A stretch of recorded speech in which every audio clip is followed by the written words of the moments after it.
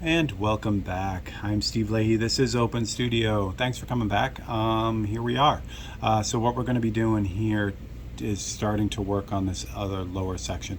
There is an overall adjustment that I do to this part here. It's with the airbrush, but we'll wait on that because I want to get everything else done. Basically, what it is, I fog over a depending on, I think it's going to be like a bluish color, but anyway, I fade that over this whole thing to like kind of lock everything in and tie it together. It sounds like I paint it, like it sounds like I dump paint on it, but it's not. It's really super crazy subtle, and it's just like fades over everything and just kind of locks it together. But I'll wait to do that as I finish up the rest of it, because I can usually do all that together, and that way it's the final adjustment in a way.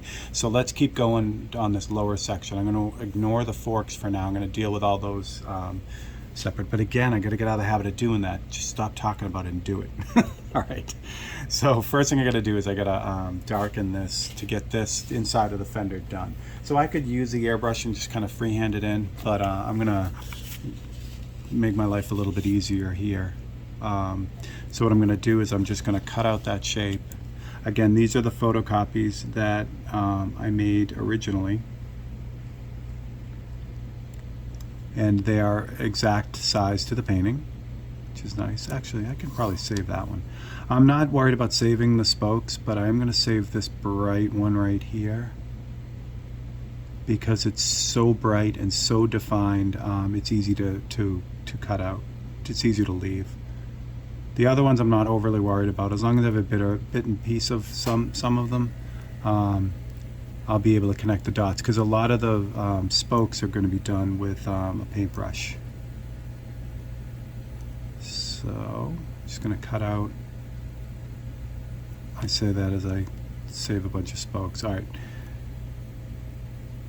there we go. That's fine. What do I want to do here? Ow! Do I want to try to save? I'll try to save these. This becomes like a cutting challenge more than a necessity. So it's like, oh, can I save those spokes? Cut around them? Sometimes you can, sometimes you can't.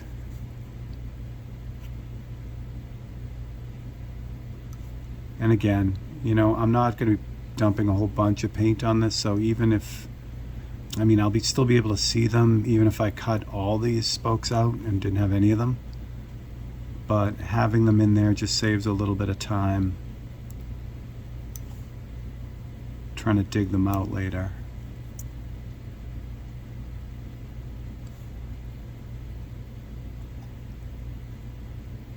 And again, it becomes a cutting challenge to see what I can leave in. It doesn't really make a huge difference in the end, but it'll save a little bit of time. All right, so the other part I'm kind of working with here is, how do I want to do this? There's a brace here, but I'm going to ignore part of that just to kind of get this fender in. But I also have this overall really dark area in the whole section here. So I'm going to kind of treat it all as one thing, even though it's not. So it's part of the brake drum and everything else that's going on there. So, but I'm going to kind of treat it all as one thing for now, just to kind of get the dark area in. And again, this is the blocking in part, so it's setting the stage for those details that will be put back in, like that brace and everything.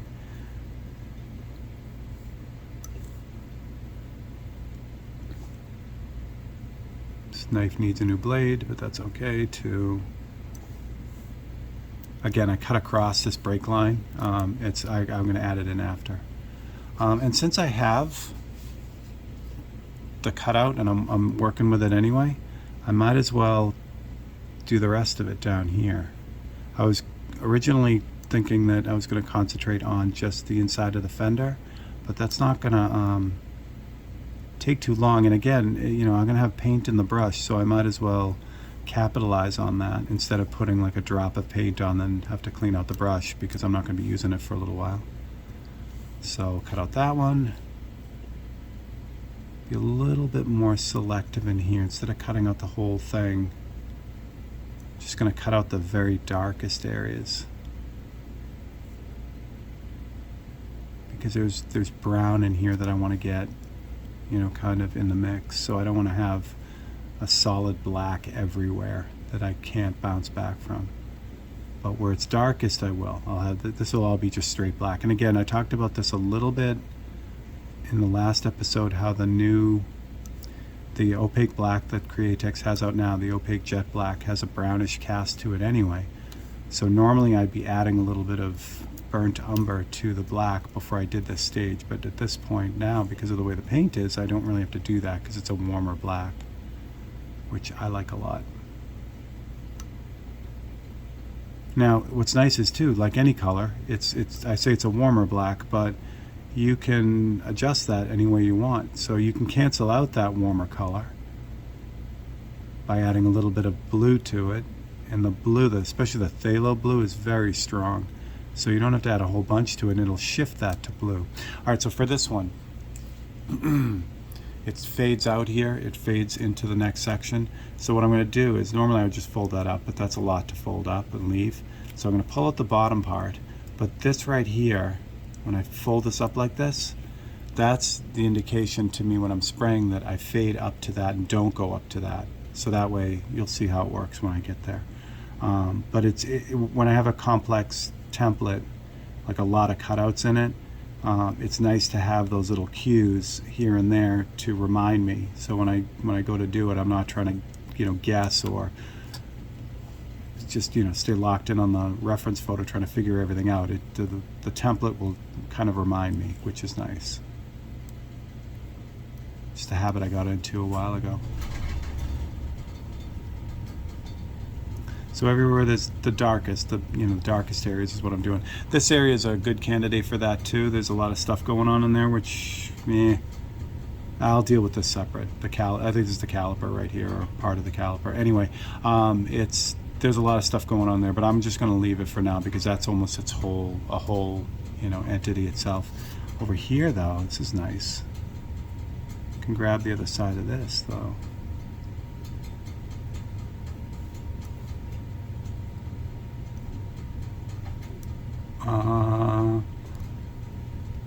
That little triangle right there, it's super important to have that in there, but I can't cut around it. It'll just going to fall out, so I'll have to put that back in later. What else can I grab here? The rest of this brace, maybe?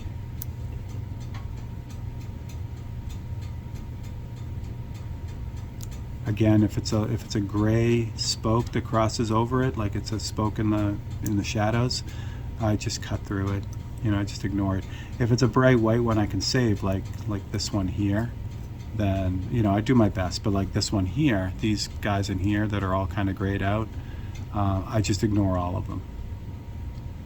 Maybe I'll try to save this one though, because again, this is brighter out of the mix, so that might be good to save that one.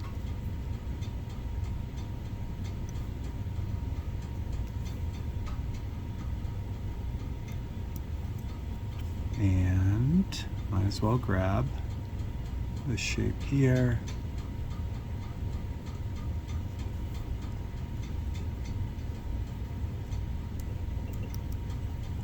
And this one right here.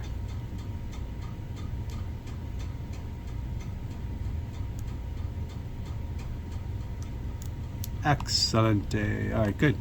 That's going to give me a lot of stuff to work with. I'll flip this over so you can see the cuts, but that's what we got. Fun, right? But again, the amount of work this is going to save, so it took a little bit of time to cut this out, but the amount of work it saves on the other side is huge. Now, the nice thing about the HD stencil is it tells me exactly where this goes. Again, they are 1 for 1. So all I got to do is line this up with the painting. Make sure the painting is straight. There we go. Okay. So just line this up. And I can also see if there's any errors, and there are, like the fender not coming down far enough right here. That's all right though. That's what this is for. It straightens things like that out for me. I mean, I missed it, but I didn't miss by a lot, so I'm not overly crushed. There we go. So as I'm looking, the way I line this up, I kind of look in here as all these little shapes and what's popping through and what I can see in the HE stencil. But obviously the edge will play a big role too, so that's right on the money there, and that's right on the money there. So that's kind of like a double check for me. But you can see where I missed on the fork. There's a little bit of yellow popping through there. And then also, again, like I said, down here, that I missed on that too. But again, not a big deal. All right, so I'm gonna grab the airbrush here. And I'm gonna put in the 1 to 5 mix. So this is 1 part paint opaque black to 5 parts reducer. Again, really, really over reduced.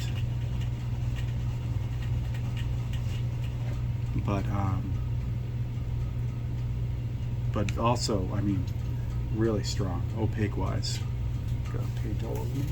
There we go. So I've got this area here behind the fender pretty much locked in anyway, so I don't have to hose this down. I'm really just tinting it. Get this flowing. So really I'm just kind of going over this lightly, especially in those darker areas. Again, you know, I'd love to keep some indication of those spokes that are in there, just so it's not, you know, I don't have to totally try to figure out where they are later. I'll be able to see them. So this is, again, it's an over-reduced black, so it's transparent. So if I do get some overspray, you know, that extra spray on the spokes, it's not going to immediately obliterate them. It's just going to kind of, you know, push them back. So here's where I want to be careful. I'll zoom you guys in a little bit more here.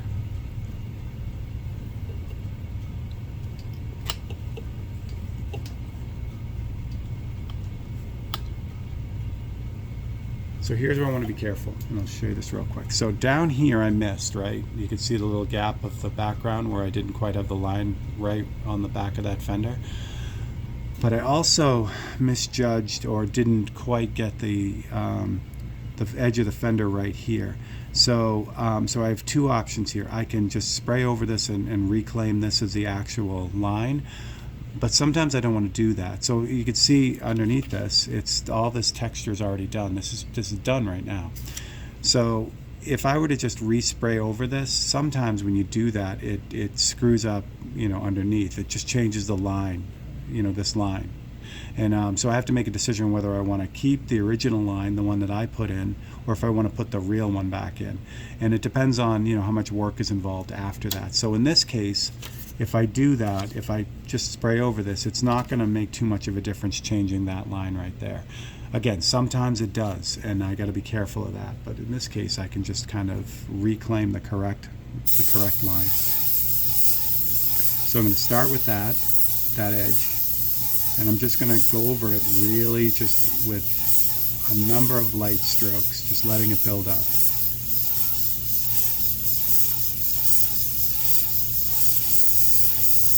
Same thing down below here.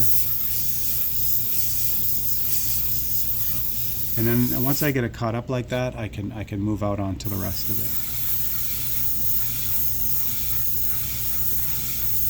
Again, really, really light strokes.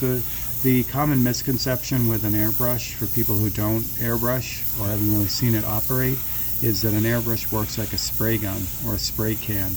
You know, that it's one shot and, you know, all this paint comes out, and you can certainly do that with an airbrush. If I pull the trigger all the way back, it'll flood this thing with paint. But the real hallmark of the airbrush is being able to spray with control, with like a you can think paint, and it's like the most thin, like tiniest, imperceptibly just amazingly imperceptible layer of paint, like microscopic. So that's really the hallmark of this tool. Not the fact that it sprays paint at all, it's just that it atomizes paint with such control that that you can do just about anything with it. Alright, so the rest of the areas now I can just kind of float in and darken those up.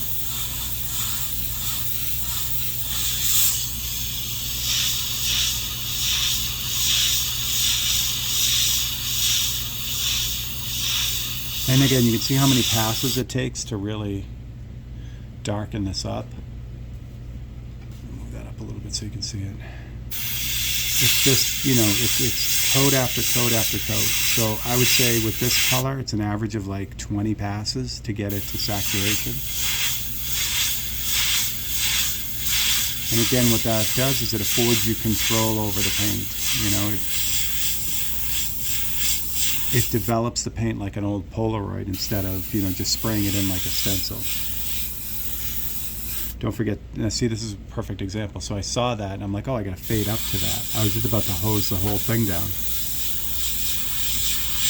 So start on the bottom, get that as dark as it needs to be, and then I just kind of fade it up that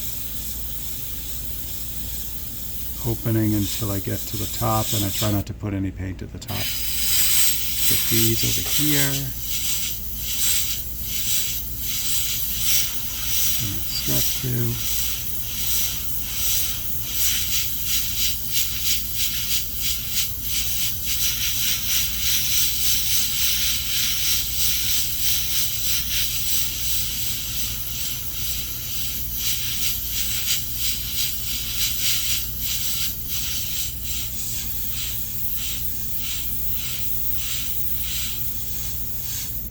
Good. Oh, I'm going to fix this fork too. So this is off the camera. Let me move this down a little bit so you can see it. I shifted the template, but that's okay too. I can readjust it. So I'm going to slide this back where it should be. So you look at the top here, right there at the very top of the camera, or you can see how the fork is off a little bit. So I'm going to kind of reclaim that now too.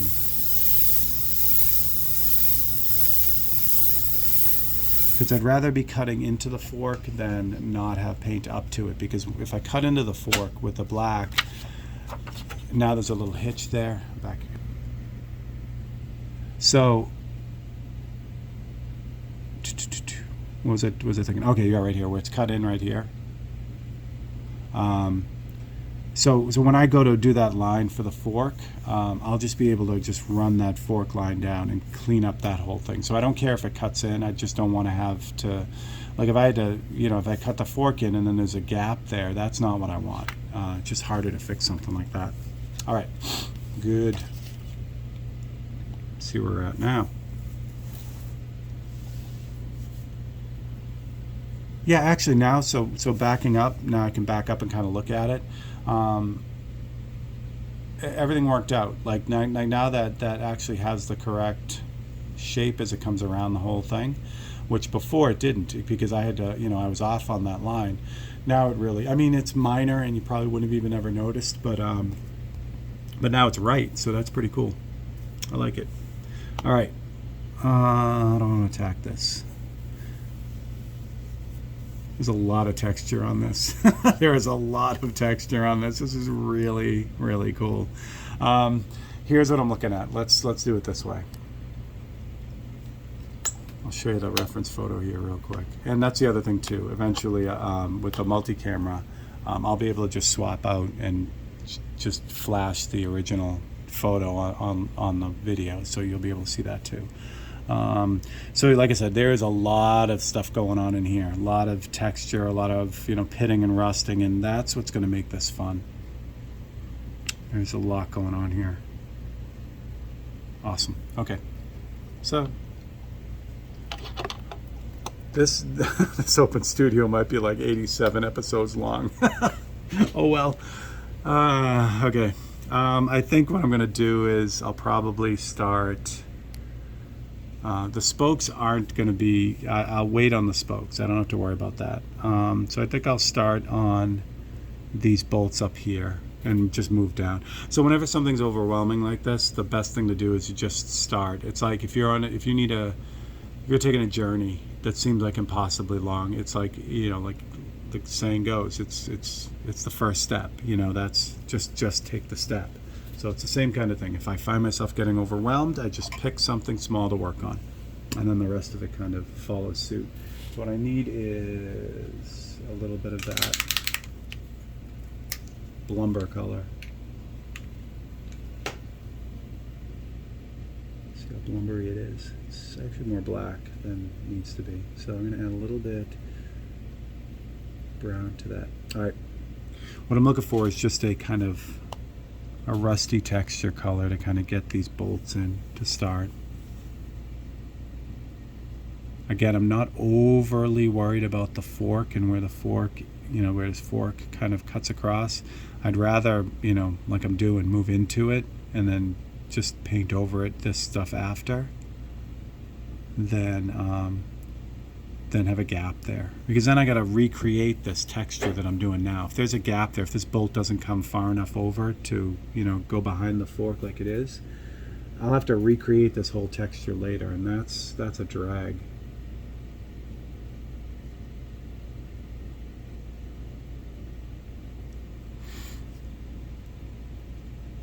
Again, this is just burnt umber and a little bit of black.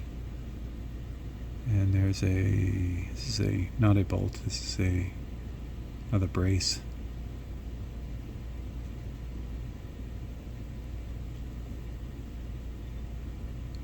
Most of this is gone.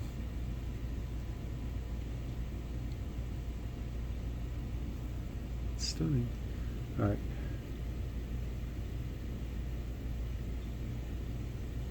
So next is like a steel gray to kind of, again, this is all blocking in. So I'm adding the underlying colors first, and then again the details go on top. So these are made of some sort of steel because they are also corroded. So this bluish white is what the highlight is, just like on the top of the fender here. When steel is exposed, it has that bluish cast to it, which is really nice. So anywhere there'll be a highlight, I'm just kind of dropping those in now.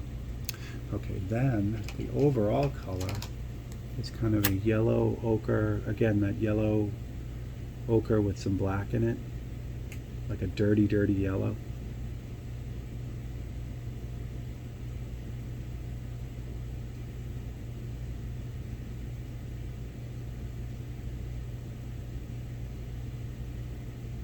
There we go. It's kind of yellowish gray. Or grayish yellow, really. It's more gray than yellow.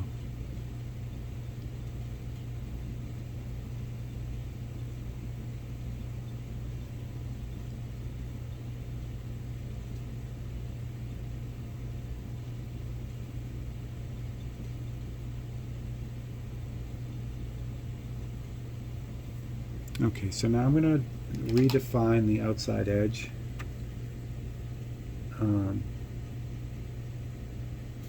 So I can clean that up. Right now it's just got the edge from the template, but there's some stuff going on in here, like as this bolt really kind of tucks in. This actually isn't strong enough. There we go. Just added some more black to it to kind of strengthen it. It's a little bit too watery, so I add a little bit of black to it to kind of help it along. So like I said, areas where it kind of, like the edge of the bolt right here, I couldn't cut that out. Or I could, maybe, but it would just be such a monumental effort. It takes 2 seconds to paintbrush it in. So, just leave it. Now the shading on this bolt I will do with the airbrush, but kind of tucking these things in now, getting the details in now, will set the stage for that. So I'll zoom you guys in so you can actually see what's going on here. There we go. This middle section between these two pieces is also really really subtle. It's dark, so I'm going to use the airbrush for that too. And then this clip back here, again, I can redefine that edge with the black, straighten that out and make that what it should. Again, this is black, but it's also got the umber in it. So it's the same color as this background here. So while it looks a little bit darker right now, it's just because of the texture difference between the way the paintbrush puts it on and the airbrush. The airbrush puts the paint on in a very matte way. Very even matte way, but the paintbrush has more of a gloss to it, so that's what you're seeing there. As it's drying, it's leaving that halo around it. Alright, that's good. Yeah, that clip has some white on it. I think I'm gonna just go for the highlights on this right now. It's such a small area, it's not gonna make too much difference. So get some white here, and there's a highlight right on the end of that bolt. And I think there's a screw here that's holding that clip in, so there's a highlight on that too, as well as just on this leading edge of this clip.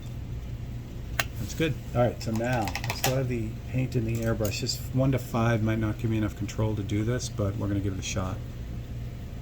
What I would normally do is use a more reduced version of this black to do the shading, but what I'm going to do is I'm going to shade the bottom of this bolt and also tuck back the middle of this clip. I'll start with the middle of the clip to see how the paint is working. So what I'm doing is I'm painting I'll point to it. I'm painting here first, right here, so this way I can test out the paint to see how it's flowing, and then I'll move it into this clip to shade it down. I want to be able to see it, but I also want it to be a little bit darker. So it seems to be spraying well, so I'm just going to move on to that clip a little bit. And the same thing on this part of the clip, it's shaded here before it rolls around, so that's all it needs. And the same thing for the bottom of this bolt. So this bolt is dark on the bottom, it kind of fades away. So I'll add that in too, and that's it. That'll do it. So there is your painting bolts exercise 101. All right, moving right along. This whole section is in this really neat brown, this part of the fork, so I'm going to avoid that. So what I'm talking about is you can see the difference in the HD stencil. So from here over to here, this section right here is like a rusty brown color. But I'm going to save that. I'm going to leave that alone. I'm going to move down to these other bits and pieces, and it's the same process from here. And this is what's nice about, like I said, you start and it's overwhelming, so the best way to do it is to just do one little piece. Now I've kind of got the marching orders from working on this little bolt up here to working on these little bits and pieces down here. So what we're going to do is got about 3 minutes left, so I'm just going to kind of start it, and then we'll pick up this guy. Well, actually, we might pick up this guy again. I may just bounce around too, because bouncing around is fun. And again, I talk about it a little bit on the Chevelle painting and the other ones. I will bounce around a lot, and not because it's any kind of order or technique. It's just I get bored in one area doing the same thing over and over again, so I need a break. So if I'm doing all this rusting, this rust texture everywhere, sometimes I'll be like, okay, I need a break from that, so I'll pick another section that has a different technique to it, something different color or different texture, or just something to kind of break up the monotony. I did that with the Island Creek painting, which is that spent so much time on that. It was all just snow and leaves and water, and when I got burnt out on doing one thing like the leaves, I would move on to like the snow area for a little while, or the water area for a little while, and that just keeps your head from exploding, which is nice. It's always a bonus. Okay, again, this is that burnt umber black mix, so I'm just kind of again cutting in the outside edges, getting everything kind of where it should be. This is like working with watercolor. It really is. And what's nice is because this ampersand board has basic Autoborn Sealer white on it, which is essentially it's in the same family of this paint. The really light layers of paint just kind of suck into that, so you get the adherence of the paint, but not mechanically, or it does go mechanically, but it more soaks in. Which is nice. Again, it's totally not intended, and the people at Createx are probably cringing while they watch me over-reduce their paint to death. But again, if you know the rules, you can break them because you know what you're doing to the paint. It's not. I'm not saying that. I know what I'm doing, but. I guess, but no, what you're doing to the paint. You know how you're compromising the paint. So by over reducing it, I'm reducing its ability to stick, but I'm compensating for that by working on a very absorbent surface that will suck that wet paint in and kind of end up dyeing the surface really, and that's what we're doing. All right, so let's leave it right there. All right, so there's your rusty bits and pieces. More of the same. Again, maybe when I pick up next time, I'll keep working on that. Maybe I'll start doing the same texture down here. I don't know. We'll figure it out. Again, that's the journey. All right, so thank you very much for hanging out with me. If you enjoyed this, please remember to like and subscribe and click that bell icon and leave a comment below. That would be great. And we will keep going on this, and I will see you guys on the next one. Thanks a lot.